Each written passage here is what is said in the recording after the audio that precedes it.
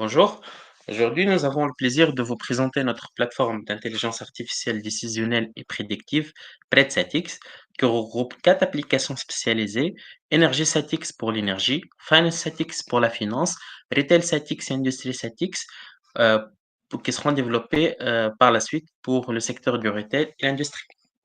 On commence par la première application EnergySatix. Donc, EnergySatix regroupe deux modules, un module d'IA prédictif, donc pour le calcul prédiction, et un module d'IA décisionnel à travers nos agents Satix. Le premier module de prédiction en fait se charge du calcul prédiction, prévision en fait des données de consommation d'énergie, de données de prévision de production d'énergie et des données de prévision des prix d'énergie en bourse. On prend un exemple de calcul des prévisions de consommation. Voilà.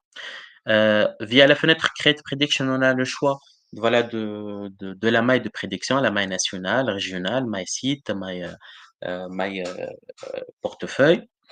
Voilà. Et on peut télécharger donc un historique de consommation qui aidera le module à calculer bien évidemment les prévisions. Et on a la possibilité de sélectionner des dates de début, dates de fin pour notre prédiction. Une fois qu'on clique sur le bouton Forecasting, un ordre sera envoyé bien évidemment de front-end vers le back-end. Lui, à son tour, va demander le calcul donc, à la pipeline deep learning. Voilà, donc un workflow qui sera déclenché. Et une fois que le calcul est effectué via le modèle deep learning, les résultats, bien évidemment, seront envoyés et historisés dans le Data Hub et par la suite affichés à l'utilisateur à travers cet écran. Donc, souvent, le temps de réponse est inférieur à 1 minute. Comme vous le voyez ici. Voilà.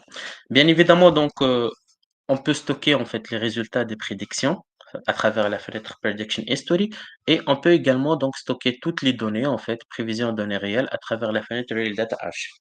Maintenant, on passe au deuxième module de l'application, donc le module Agent Satix. Ici, on peut bien évidemment créer des agents IA décisionnels à travers deux méthodes. Une méthode d'IA dite générative où on peut paramétrer bien évidemment donc l'agent à travers un prompt, voilà, ou bien manuellement, donc où on peut aller définir level of STSC, définir également donc les paramètres de l'agent et définir bien évidemment les rules qui vont définir la logique de fonctionnement de l'agent. Voilà. Au niveau de la fenêtre My Agent, bien, on voit très bien donc les différents agents déjà créés ici. Au niveau de la fenêtre Configure Agent, ici, on peut paramétrer donc les agents déjà créés et modifier les différentes règles pour s'adapter à l'évolution des événements.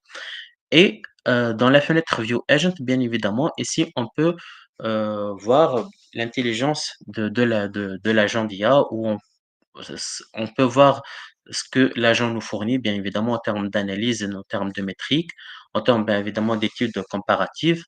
Et en termes également d'actions et alertes, parce qu'en fait, ils nous donnent des alertes envoyées par mail, par message et bien évidemment des recommandations.